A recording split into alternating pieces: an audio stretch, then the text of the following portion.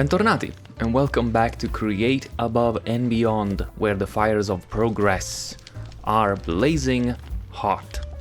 In the last episode, we spent some time with this beautiful, if but a little bit messy and slightly overpowered contraption that will ensure that we will never run out of, in this case, bone meal, but any of the byproducts of slimy ferns and slimy fern leaves. Now, about how do we use the stuff, because we basically took care, at least in principle, of all this side of this new chapter. How do we use those, right? So, gunpowder would go in combination with sand to produce TNT. The bone meal would be used as fertilizer for roses to make rose red, or really any kind of dye, because the real objective of having dye is to produce chromatic singularities. Now, chromatic singularities are made by combining any dye, and I think white dye could work too. I believe. I'm not 100% sure, but I think it's any dye, isn't it? Well, actually, I don't see white in the rotation.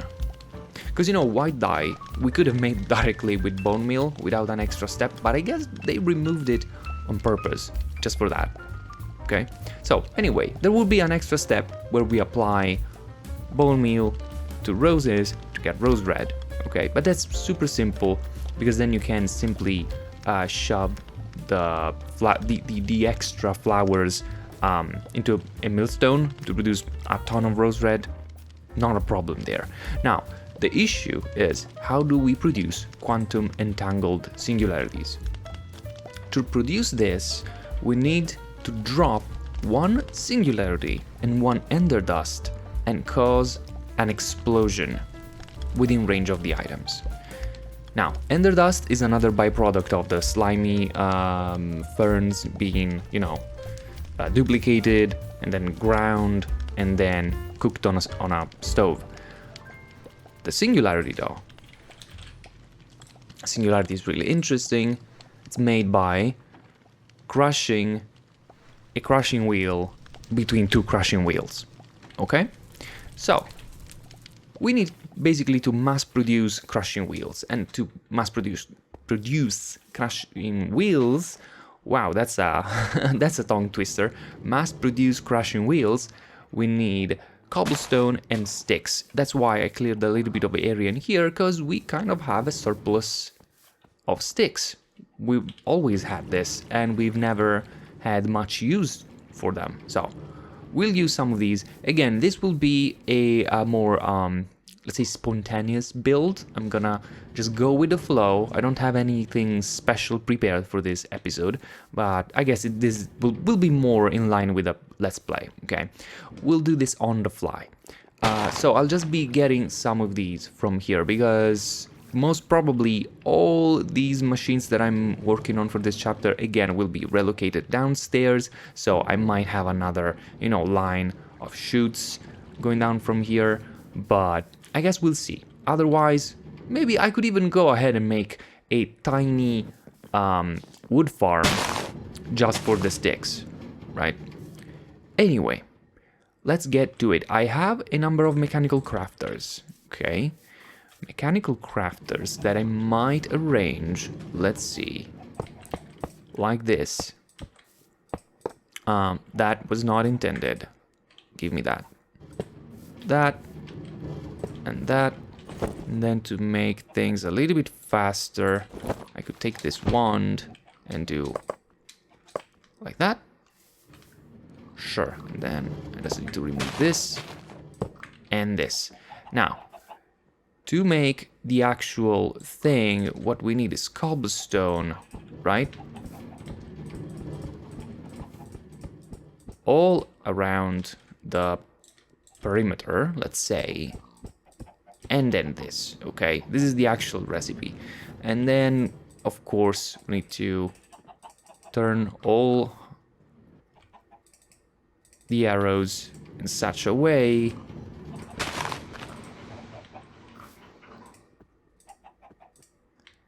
that the end product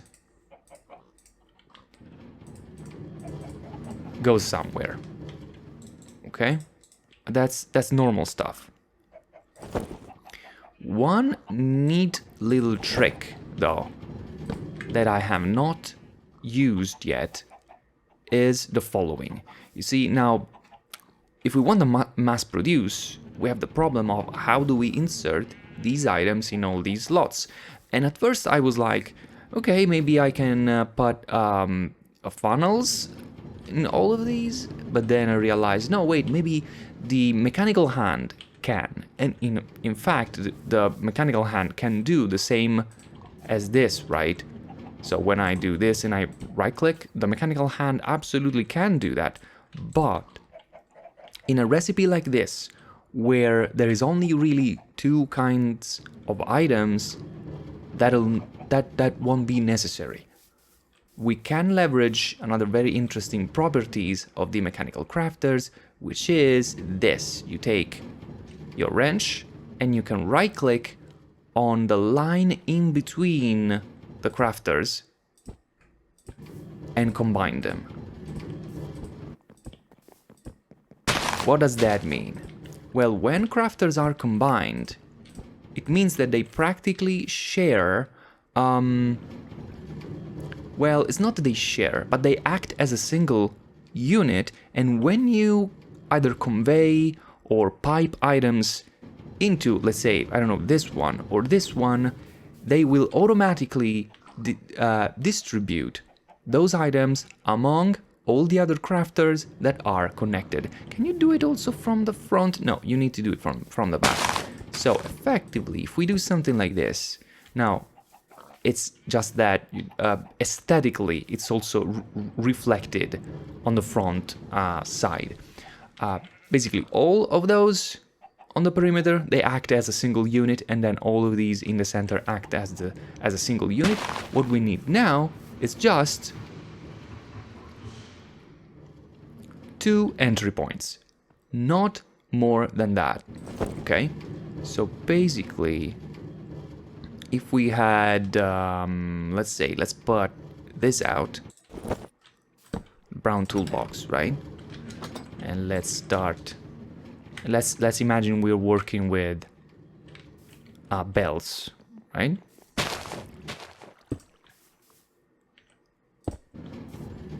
That's a belt that goes in here, and this is a belt that goes there. And then we have a couple of these andesite funnels, right? So we just need to make sure that in here we have sticks, and in here we have cobblestones, and that this thing rotates that way, of course. Then this thing would automatically reproduce this pattern over and over again. Okay? So this is basically the production of crushing wheels taken care of. Now, momentarily, I would like to set up this like so. Let me get a couple of chutes, like that.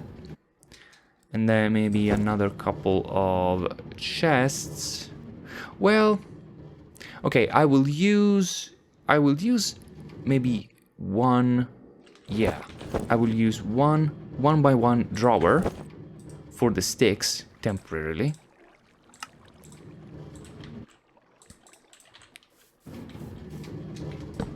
Okay, so that's for the sticks. Let's get a few stacks from here.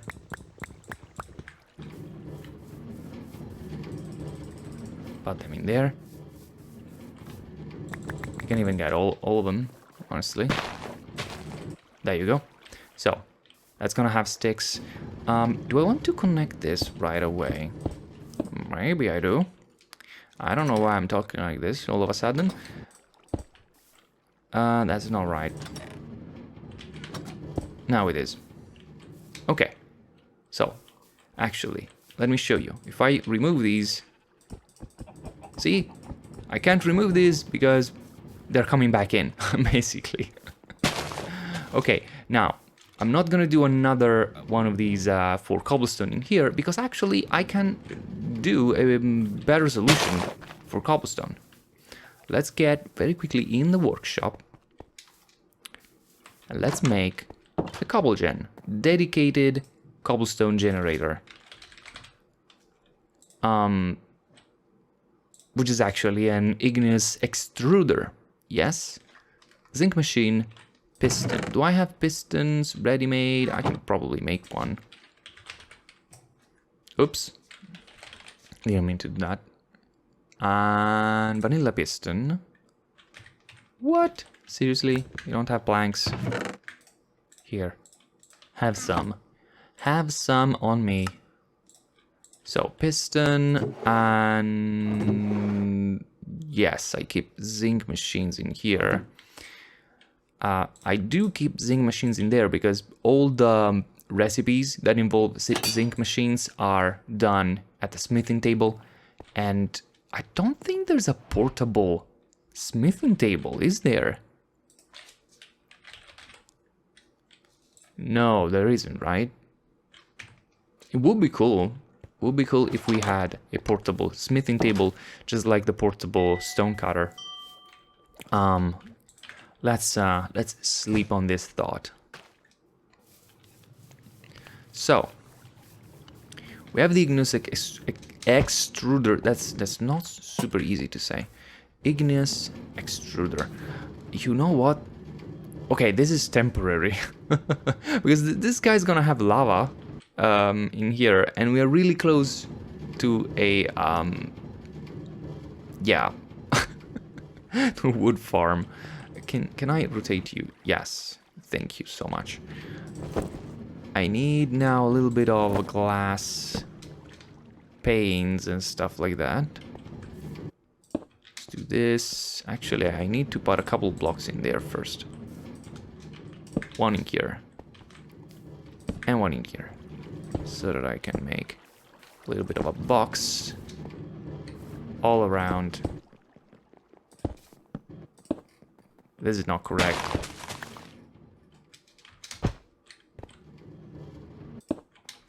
There you go.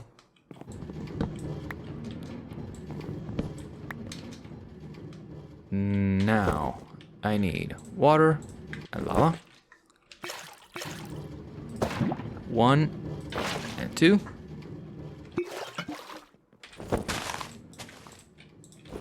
And this is now producing cobblestone really quickly.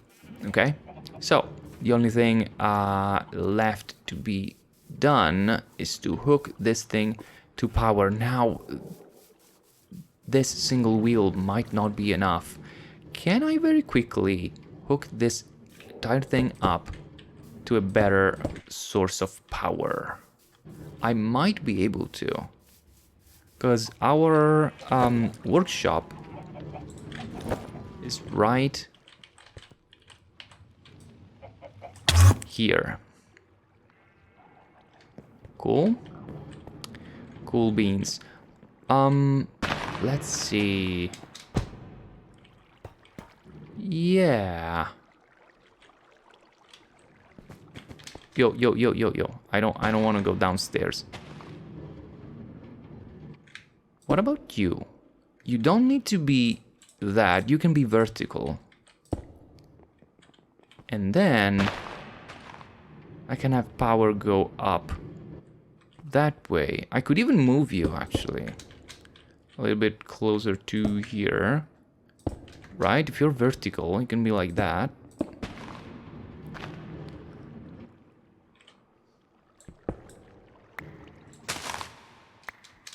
Right?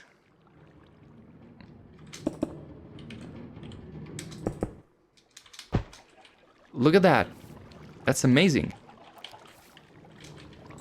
And very convenient. What am I doing? Alt, yes.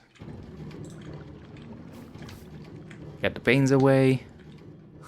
Get the pain away. That got dark really quickly. I meant the glass panes.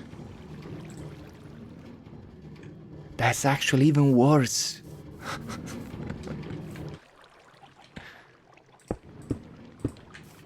Okay. Then give me another vertical. So let's do this. And then what am I thinking? What am I thinking? Because I need to tell you what am I thinking. I'm thinking about this. And then I'm thinking about the fact that I need to get back this water here. No. This way. Thank you very much. And then I can hook this up like this. I don't even know if I need this guy anymore, but who cares? Now I have all the power I need. Okay? That's the important thing. So, now that I have a lot of power, I mean stress units, of course. I can do this. This guy's now crafting crushing wheels like crazy. Look at that. I could actually do... Well, I can't really, because this comes from here. Okay, we'll just make all the crushing wheels in the world. Doesn't matter. Now let's get a couple, because now we need crushing wheels to crush the crushing wheels, right? Does that sound correct? I think it does. How do we crush the crushing wheels? Let's go maybe that way, right? Let's see. Could do something like this, which then will need to rotate, correct? Let's see.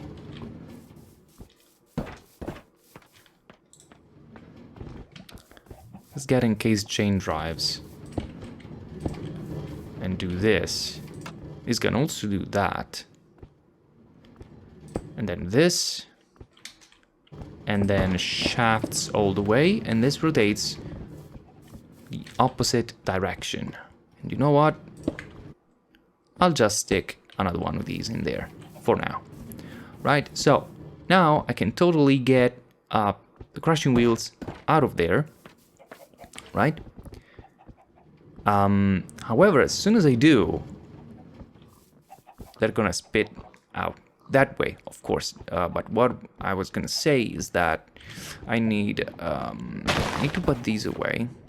Yes. Then I need to make 2 vertical ones, like so. And these need to go maybe here and here, right? And then I need to power them with another one. And let's hope that this runs like so. The direction is wrong. The direction is wrong. So I can do this. And at this point, I probably don't need that, which means I don't need this and this. Follow me, follow me. I know, I'm going quickly now. But if I do this, see? This is rotating the wrong direction. I'm an idiot. Wait. If this goes this way, it means that on the other side, it goes the other way, which means... Okay, I need one of these back. This should all be honky-dory, as they say, I believe.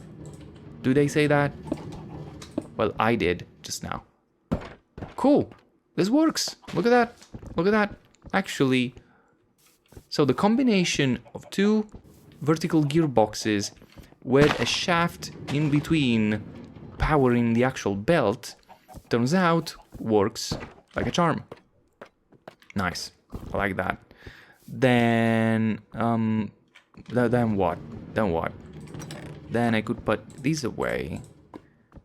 And maybe also this. And then maybe also this and this that I don't need. Okay, cool. Now it's even better.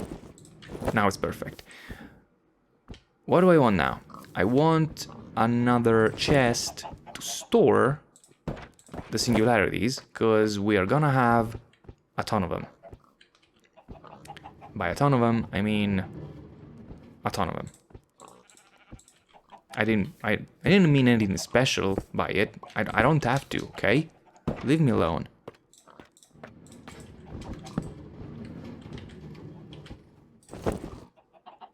Andesite funnel. You probably knew where this was gonna go already, and you probably already noticed that I need more. So let's get a few of these and let's make a few andesite funnels, because they are always really useful. Yep. Now we can do this. And crushing wheels are coming out of there. They are getting crushed and they're becoming singularities. And that's cool. So if I get one of those, and I think I need to get even more things. Well, cobblestone. Yes, we have cobblestone, right? Because we have the igneous extruder, and we have sticks because we have our farm already. Then we have the things that now I'm destroying too quickly. Okay, let's get one of those.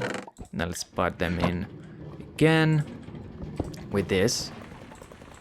And by the way, when this is full, this should backlog effectively. So next up, we need crushing wheels, not only as a machine, but as an ingredient, etc., etc. We did that. I think I explained already. And that creates, as an inception of crushing wheels into crushing wheels, our singularity. Check. Now comes the fun part, right? We need to sleep. That's the fun part. I mean, what is better than being able to sleep? Okay? Sleeping is amazing. No, apart from that though, we need to explode the singularities, okay? Together with ender dust. You know what? I could have prepared better for this episode by making a ton of ender dust. However, listen to me. We could get in here. And in fact, I am coming here. And we could stop this infernal machine for a second. And I am doing that. Like so. And this has stopped.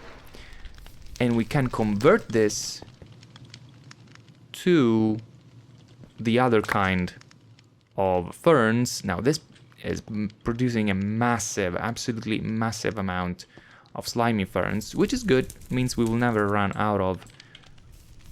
But now I want the other kind. So I need to remove all the instances of the, let's say, cyan slimy thingies and switch to the purple one. So I guess I'm gonna do that off camera. Give me a second, I'll be right back. And there you go, this should be converted already.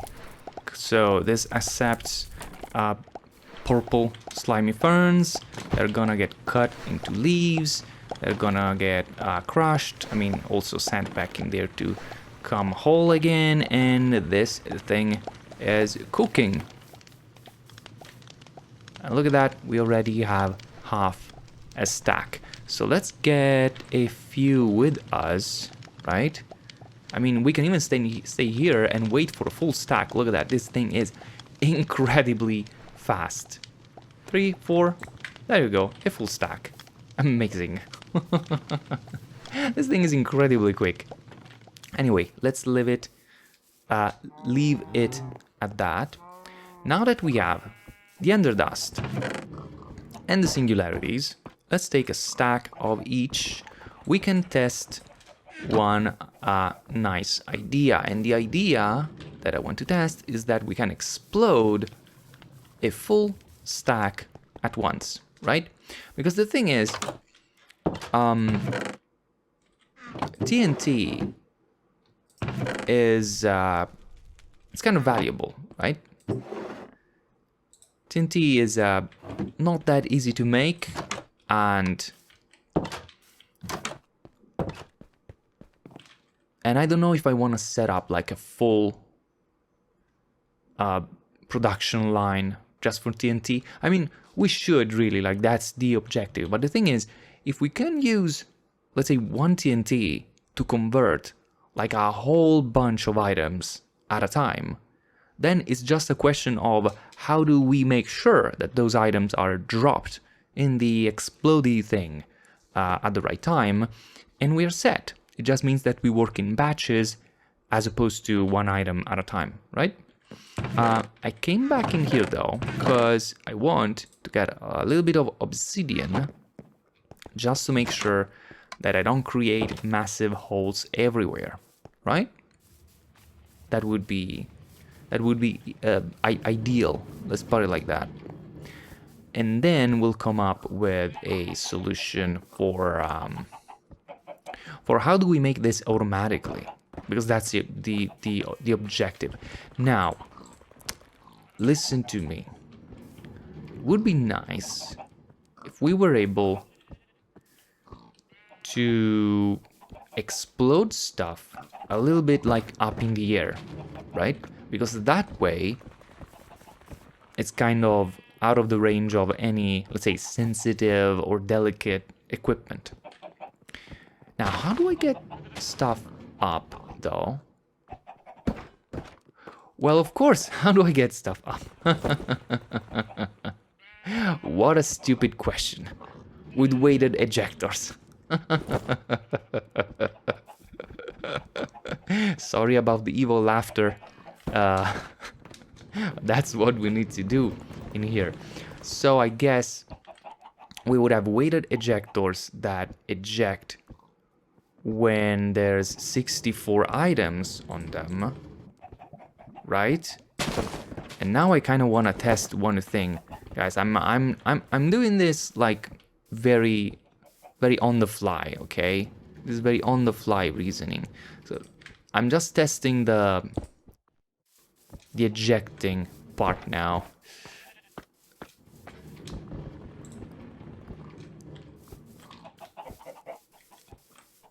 So we already know that if we do this, we can say, hey dude, only eject when it is 64.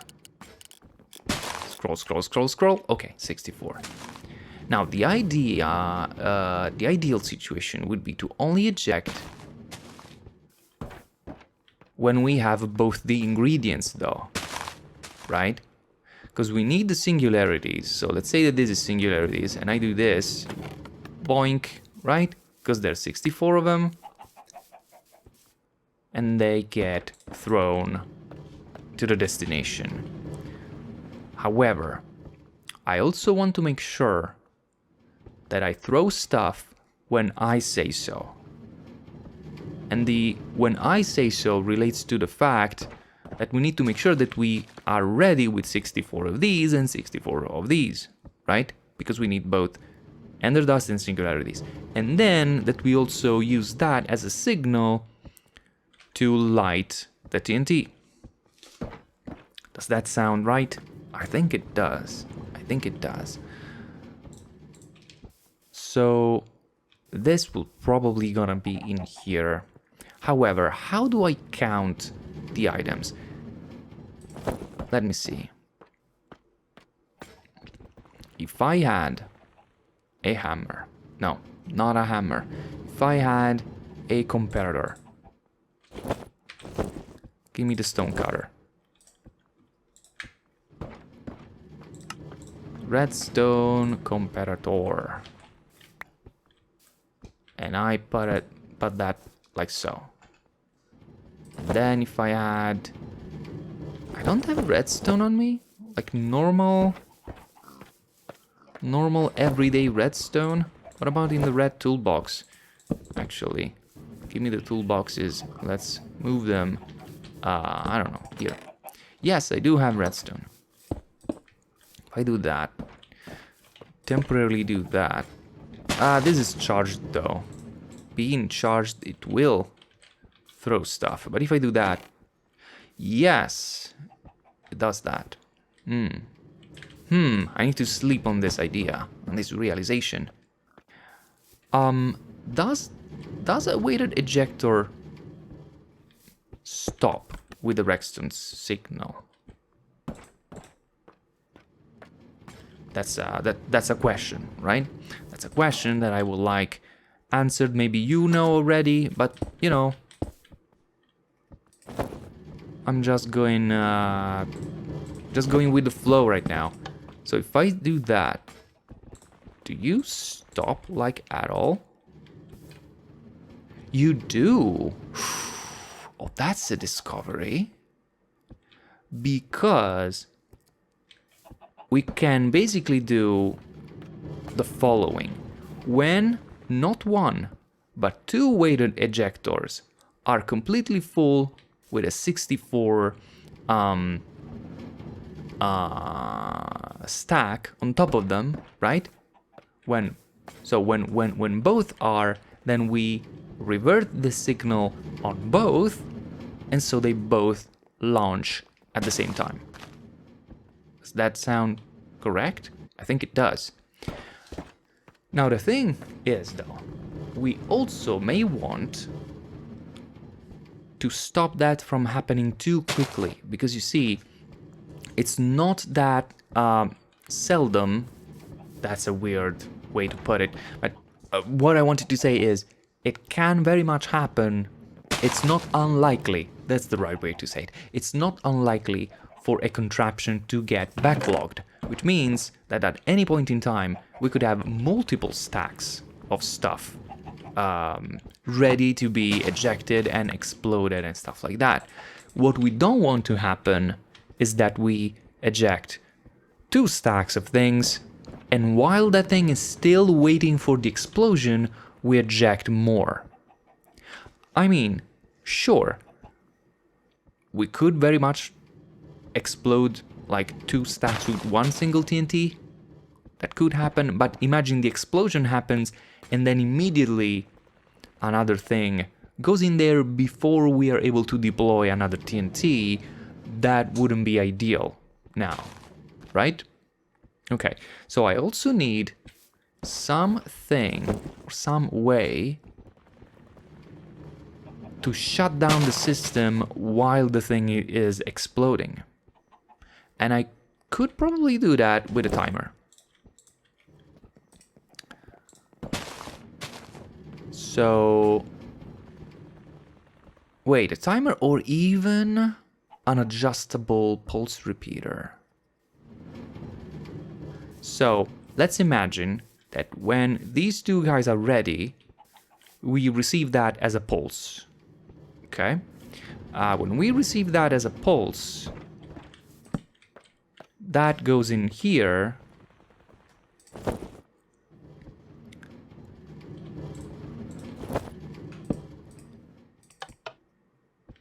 Goes in here and switches this off, right?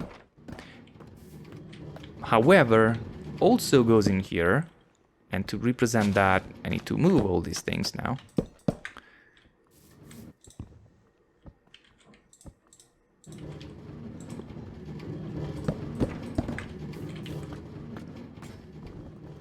Okay, let's imagine that, well, yeah, that's the output. We don't really have to imagine anything. I need more redstone to explain stuff. Thank you. And we're gonna need an AND gate in there. I only have a NOT gate. I need more circuits.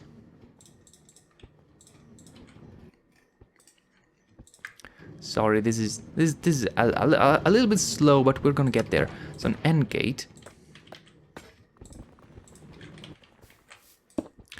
The AND gate is what basically says, well, you're not gonna move until we are all set up.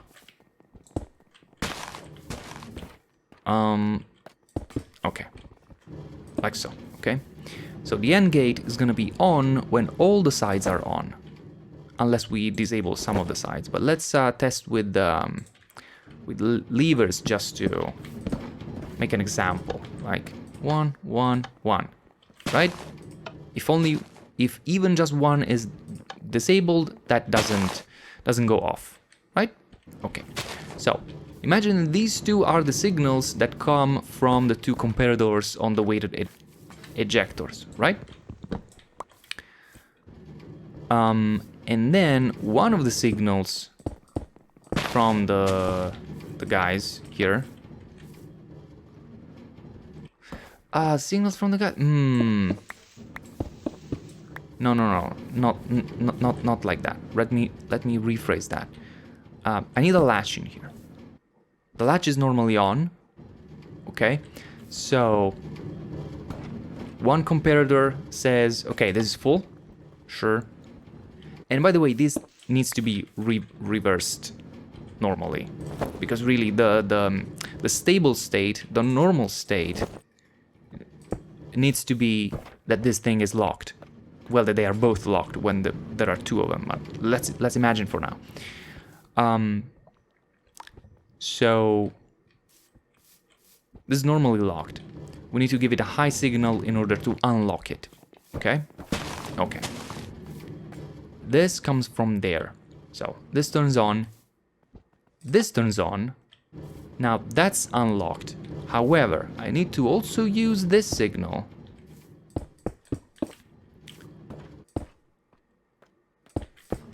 to disable this,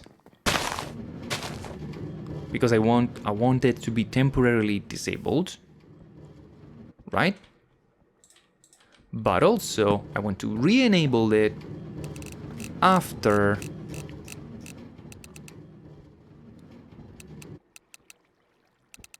15 seconds. And the only thing I don't want to happen is I don't want this to create another feedback loop. So I need a couple of repeaters to make sure that signals only flow in one direction. So I want a repeater here and a repeater here. I think that's what I want. So let's try this again. This is our normal situation. That is locked. Okay. Now, one of the thingies says, okay, I'm ready. I'm ready. The second one says, I'm ready. We got a pulse, so these guys did release. This now is disabled, and we are waiting 15 seconds, which is an awful long time to test this. But at the end of the 15 seconds, this should... what happened? It pulsed. Why did it pulse? It's on a loop. It shouldn't be. Oh, because these two are still like that. Okay. Okay. It just went off again. So I guess I need to test this properly. I need to just pulse that. So let's do that with 5 seconds. Okay. Let's test again. I say, I'm ready. I'm ready. It's gone. Now I'm not ready anymore, of course, because there's not a 64 stack on top, and then boof. And that is reset, and then I say, okay, I'm ready, boom. Not ready anymore. Okay. Now, I did all of this because until the 5 seconds have elapsed, let's do it more with 10 seconds. If I say, ready, ready, not ready, not ready. I'm ready again, let's go again. No, you can't go again until 10 seconds have passed. And now you can go. And now you're not ready anymore. Right? That's what I wanted to achieve, and I think that is working. Does that sound cool? I think it sounds real cool. So let me clean up all this mess and let's start building this thing for real. Okay, so here's what I've got. I made a small obsidian platform. It's kind of ugly right now, but it might just serve the purpose. So let's imagine we have a weighted ejector right there that ejects stuff in here. And just for the sake of trying not to lose stuff, I mean, the weighted ejectors are pretty, let's say, precise. generally, right? But let's just do it like that, like this, just so that looks like stuff won't fall off, right? So one weighted ejector ejects right here, okay? And then we have another one for the ender dust that ejects right here. Or it might even be like behind, in a sense, and they could eject in the exact same place. Doesn't matter. Or maybe it does. Actually, it probably does matter that they sit on the same block. Okay, so we'll put one in front of the other so they eject in this exact same block, okay? Then we will have a deployer sitting right below this block here. So it would mean something like this, right? And this deployer will need to be absolutely full. Let's see. What am I looking for? I'm looking for a hopper, which is the one thing I don't have anymore. Grrr, let me go make a hopper. Yar, now that I do have a hopper, I can stick it in there and put all my TNT in there, okay? So this guy has TNT. Now, the other thing that I didn't maybe fully realize is that I don't want this guy to just put TNT in there all the time, because it could end up putting TNT there while the other is actually igniting. But will it put just one? Yes, it would. Okay. And if I had, let's say, one of this in place, or this, maybe right there, right? No?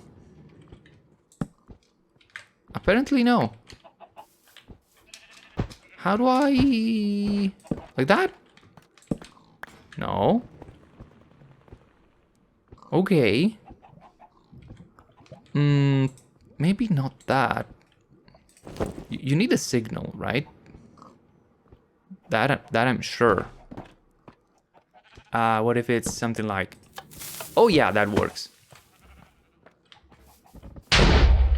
And it explodes, but everything else is pretty much safe. So that's cool. That's really cool. Now, the only thing to do is to sleep. Okay, now that I've slept, let me think. How do I want to do this? What I'm thinking is I need to time this. I need to make sure that this deploys a single one and then stops deploying,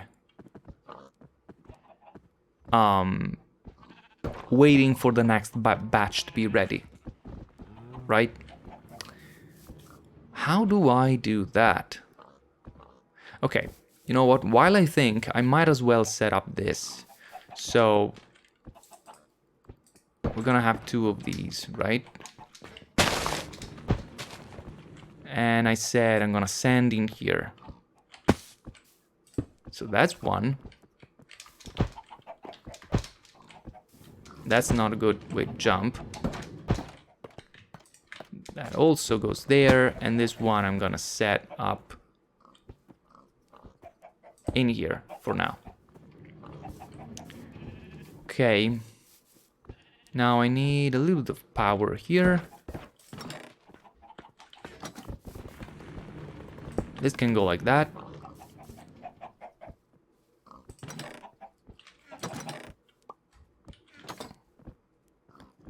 And I need another one.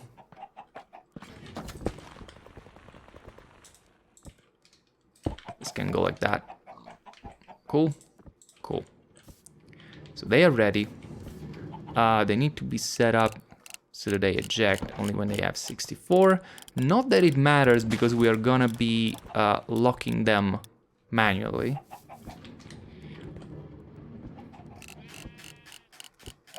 So scroll all the way up to 64. Cool. Then we're gonna need to connect them to competitors. I need a little space here, please.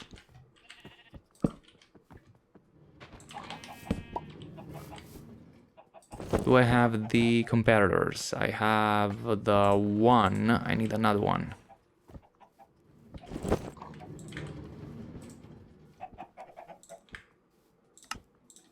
There you go. So I need the 1 and the 2. However, I also need to make sure that I compare whatever signal comes out with a 64 signal, right? Well, not 664. You know what I mean. With a signal that tells me that there's 64 items on the thing. So let's lock this for a second. So this is effectively locked. Right. If I have 30 items in there, doesn't do anything. If I have 64... Oh, now I see. Now I see. So it's not a problem with my vanilla redstone knowledge. It's a problem with my create knowledge. Because the thing is, this guy, the weighted ejector, even when it's got a full stack on top of it, doesn't trigger the comparator to output a full 15 power signal. It just triggers a power 2 signal, which is not ideal. Okay, I think I found a way to replace the comparator that doesn't really seem to work as expected, and I think I also know why. The way the weighted ejector actually behaves in regard of being a container, like outputting like the percentage of its fullness, it's kind of weird.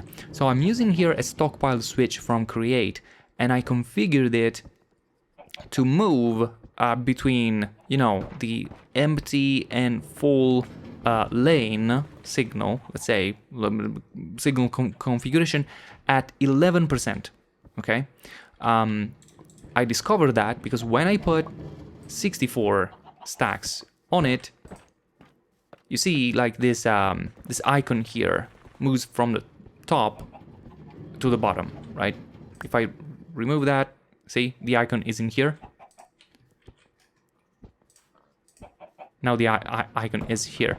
11% is what this thing is outputting. It is saying for some reason when it's a stack on top of me, I'm at 11%. Okay, and this is now giving the full powered redstone signal. If I were to remove even just one and get 63 in there, you see the icon is still up here and we have no redstone signal in here. So this is how we can detect when there's a full stack on this guy. Okay, sounds cool. So we need two of them, one in there, one in here. For now, temporarily, I'll shut you like this. Boom. Right? Then we come in here and we say scroll down all the way to 11%. Okay? And this one will be tested. Well, I guess that's for ender dust. And this is for these. If I do this, now you should be on. And you are. You are on. Unfortunately, these sides don't seem to light up. I thought they would, but they don't. Okay? And again, test the opposite. If it's just 63, no signal. 64, we have a signal. Okay, okay, okay, okay. That works. That works. Now what?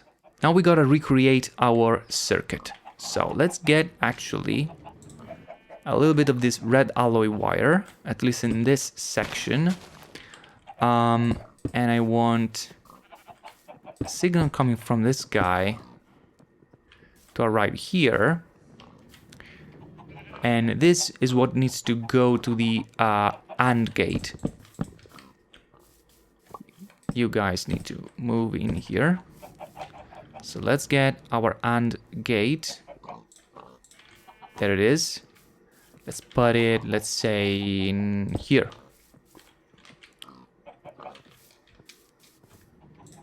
Give me the red alloy wire again. That.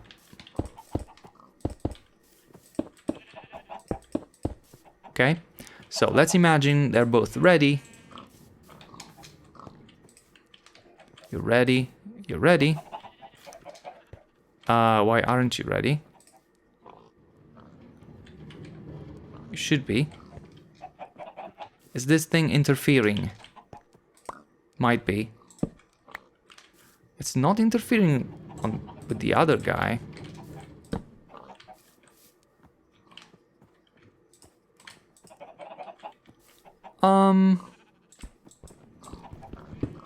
Is it not interfacing correctly?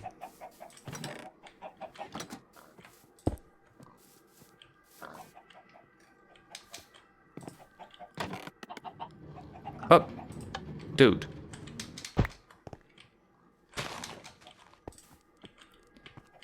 Okay. For some reason it's interfacing correctly here, but not here. That is weird, unless I have a redstone wire in there, but then it doesn't again. Why does it always have to be weird like that? Okay, now it's connecting. Weird.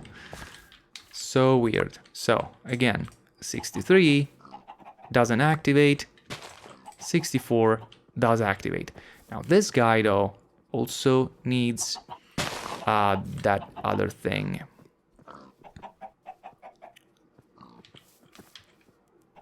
Needs this power toggle latch, which normally is like this, so this would be enough to trigger the entire thing. However, it is night again, and I need to sleep. Okay. Haha. Good. Now, I need a feedback from here, right? To power my adjustable thingy in here. This is starting to get a little bit cramped.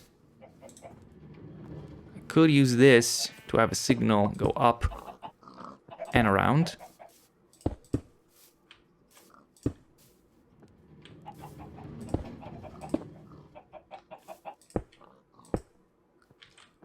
Like that.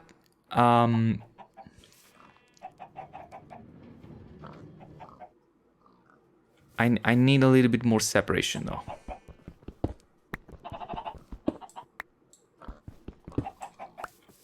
That's why I need a repeater here. Rip Peter. Poor Peter. Yeah, like that. And also rip Peter here.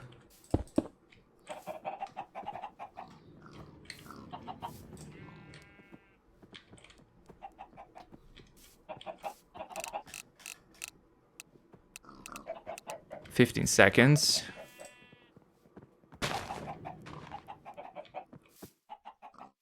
This is now on a loop. Oh, 15 ticks? No, 15 seconds, dude. That's why. Let's do 10. So, this is now active. That's always full.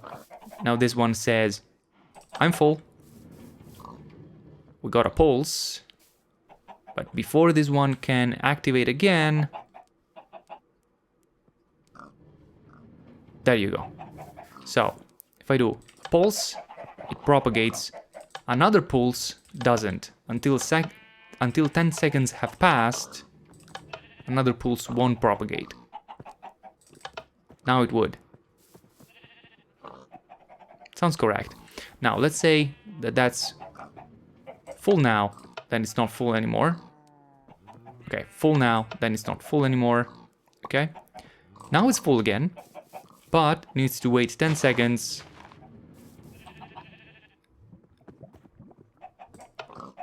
before we go off. Okay, okay, I think this is working. Now, this was always on though.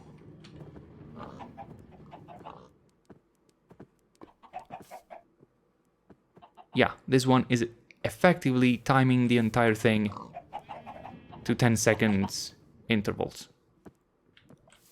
Okay, cool. I like this.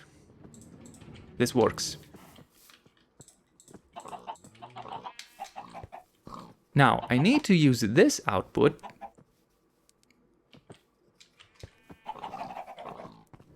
to unlock these guys. And how do I do that? I either need another line, or maybe I could use some redstone links. Probably better, right? Probably better also because I can now do this. I can add the not gate, link, and this says Singularity Ender Dust, and I can come in here and say, hey,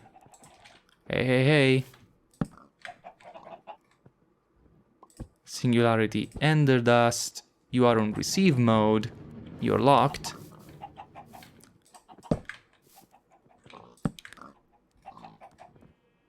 Singularity Ender Dust. I didn't want to do that. Singularity Ender Dust, you're on receive mode, you're locked. Right? Let's try and do that. And this, they should immediately go off. They do. But then they need to wait 10 seconds. So if I reset it really quickly, they don't go off until 10 seconds have passed. And then they go off again. Now, 10 seconds, it's not enough. This should be maybe like 20 for now. But it's okay. The circuit is working. Now, the same pulse I need to use to power this. That's slightly more complicated. Only slightly. So let's first of all build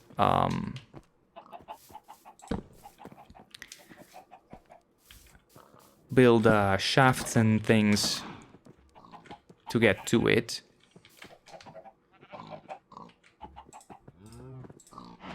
Because you know me, I love shafts and things.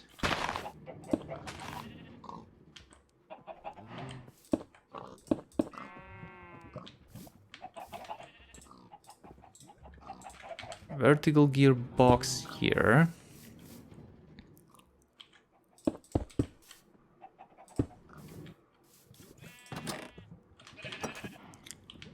Wait. Is that thing? That is off. Okay. If that was on, we would start having explosions. Okay. It works because it placed one.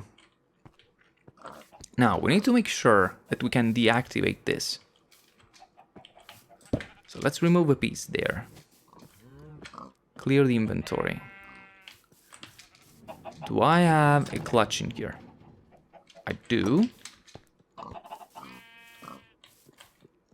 However, said clutch would need to be normally powered. So again, we need a NOT gate in here. Another one. NOT gate's really useful. Throwing around your tools isn't. NOT gate, NOT gate. There it is. Yo, big lag spike. Okay, so normally like that. Now, how do I turn a pulse into something that lasts a little bit more? Let me think about that. Okay, I think this is the time for our first use of a sequenced gear shift. Okay, pretty easy to make. we have all the tools. We have the brass machine, this and this, and this is it. Sequenced gear shift, we even get 2 for the cost of 1. And I think we need to add this somewhere, well, actually, in place of this. There we are. Now, this thing has a complicated, well, not complicated, but let's say complex UI, okay? We can tell it to do something when it receives a pulse. So, being that it needs to receive a pulse, we don't need this anymore. It can very well be that pulse, right? So, we can use this. Well, we can use this and have the not again, I guess.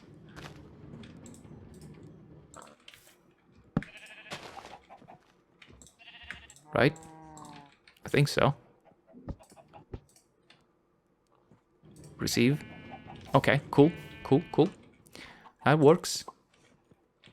Now, when the pulse arrives, what we want to do is turn any direction, but it says 90 degrees. Now, how many degrees does a deployer need to rotate in order to properly deploy something? That's another thing entirely. Let's sleep on this and we'll figure it out.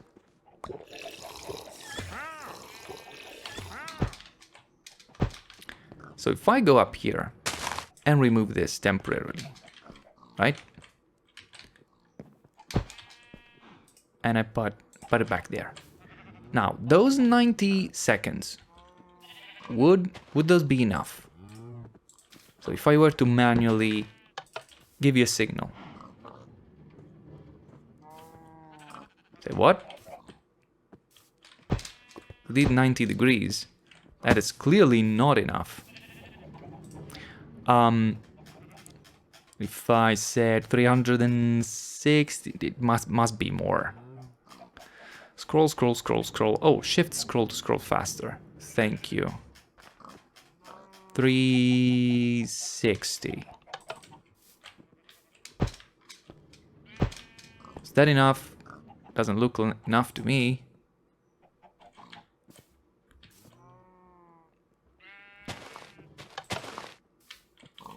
Okay, now it deployed. So I guess in total it would be 2 turns. 2 full turn.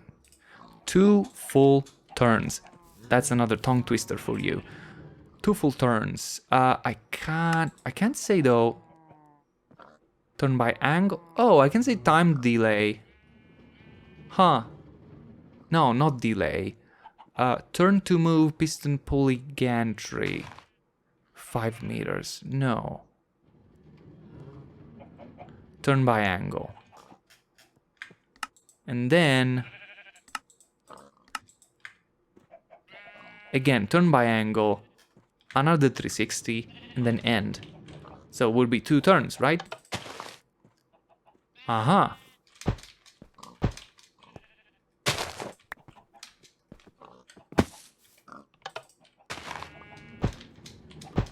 That seems to work.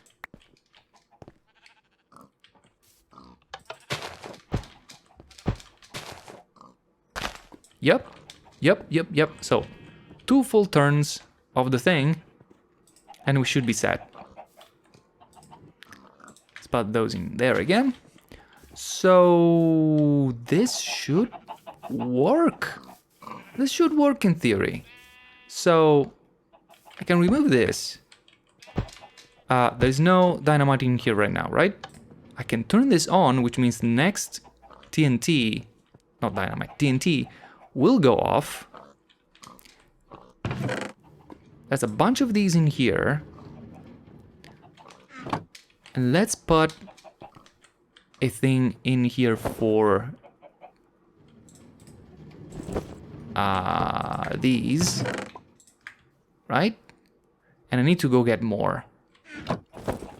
But then I could get 2 andesite funnels so that I can slowly trickle them out, and I have a little bit of control over this situation. And if I do this, as soon as 2 stacks are out, these things should shoot the items at their destination.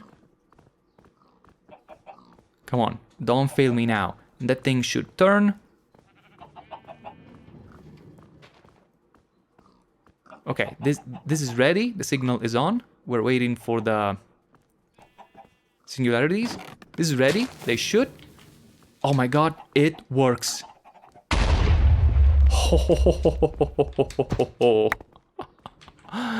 And now I'm in trouble.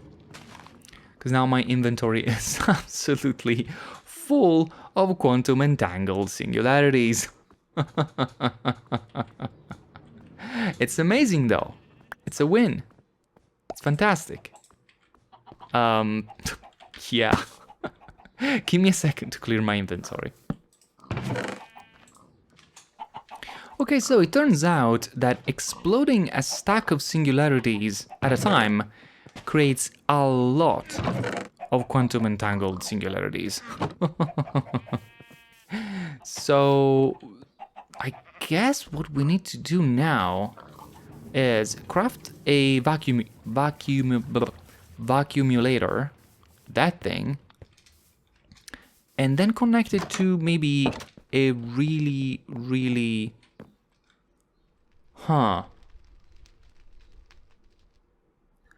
maybe a one by one drawer with a lot of upgrades could do the trick. Maybe. Let's see. So vacuumulator, for that I need zinc machine. And that, easy peasy, vacuumulator. But then, give me a few emeralds thingies. And 2 of those oak trims. No, what am I looking at? I want this, that, and I need sticks.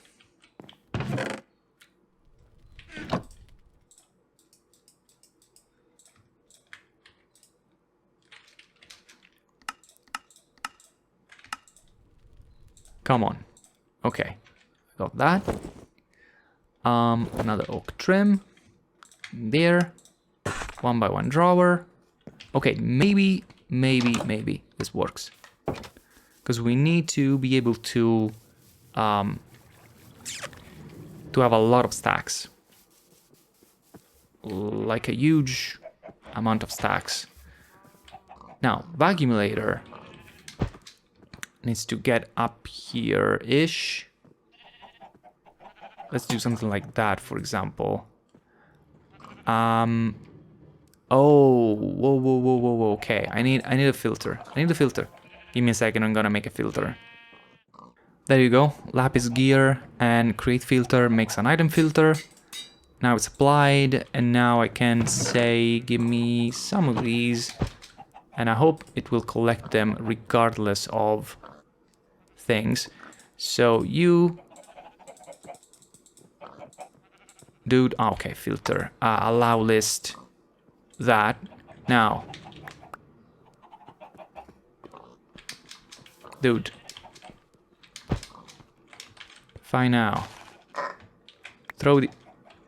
What? Why are they coming back?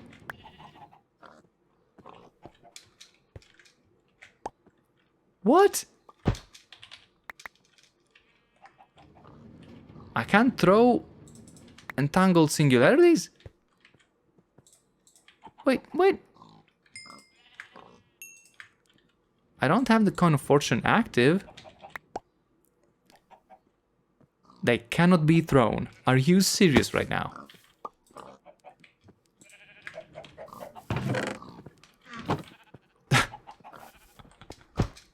That's weird. It's definitely weird behavior. How do I circumvent this? Okay, first of all, let's see if I can actually store this stuff.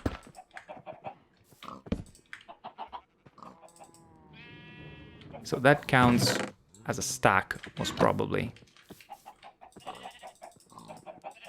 No, I cannot. I cannot store quantum entangled singularities in a drawer. That is a no-go, because they are technically different items. So, I guess we're gonna have to not use a vacuumulator, or maybe a vacuumulator. Oh, with a deny list. Yeah, that's what we gotta do. We need to use a vacuumulator with a deny list instead of a allow list. So I need to go get these things. Oh, I don't have the void upgrade there. Now I do. I also need to sleep before moms come up and mess up my things.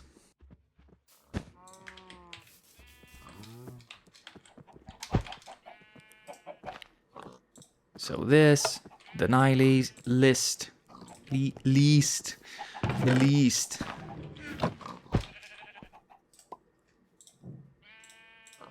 There.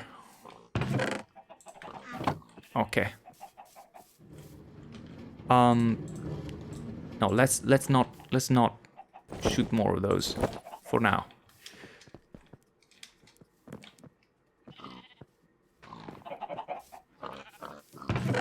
So I would have to use these, but I guess I would make it so that while a double chest, well, it would be more than a double chest, but I guess, wait, a double chest plus a little bit. So it would be a double chest plus a vacuumulator full of items. Huh. Yeah. I will need to set up this thing in such a way that, again, I get a signal from the chest that says, okay, while the chest is not empty, you cannot go and throw more stuff, right? Because there's no way for me to accumulate these things without everything getting super messy. However, for now, I think I will go and check these quests really quick, for which I need sand, which is weird, but I understand that. By the way, guys, you know that I can make sand automatically, right? You don't need me to show that. If I can only find some sand, which totally undermines my point that I made just now. There it is. Got sand. Told you. So if I have sand and I have TNT, and I need to grab a piece of TNT because, of course, otherwise the system doesn't believe that I can have TNT.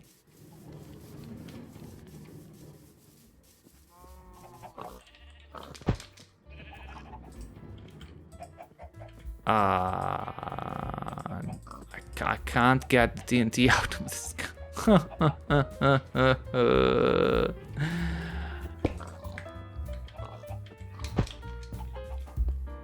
What? Oh, yeah, the vacuumulator took it.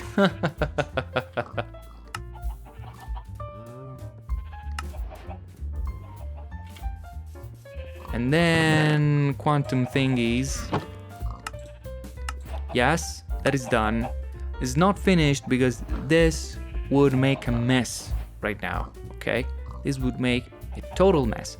However, next time we will work together on a safety, like an additional safety mechanism, probably based on another end gate that says, okay, you know what, you think you're ready, that's all well and good. However, this chest, which of course needs to go like under here, it's still super full, so don't explode anything, because we still need to process these things. However, in order to even start doing that, I will need to start on the processing, which means, stomping these things together with some dye and produce the chromatic singularities. However, I think for now we have the gist of it locked in. Okay, this thing is a more or less functioning prototype of what we're gonna have to do. And I think we're using ejectors for bonus points, which are always really nice. The only thing I don't like is that I'm not gonna be able to do my usual thing where when I look at the contraption working, because I can't have this work all the time, otherwise I'm gonna have just too many quantum entangled singularities. Anyway, thank you so much for watching, and I hope to see you again in the next episode. Alla prossima!